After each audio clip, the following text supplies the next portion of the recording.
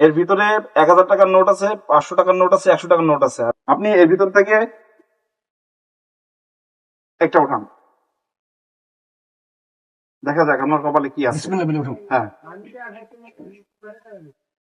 20 টাকা উঠাইছে। আচ্ছা, এটা আপনার হাতে রাখেন, রেখে দেন এটা। হ্যাঁ,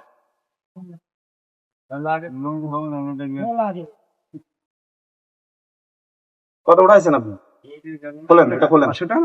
জানি কয় টাকা দেখেন তো, খোলেন।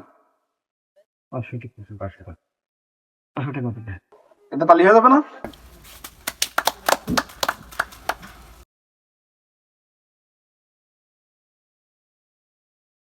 নেন। Wow!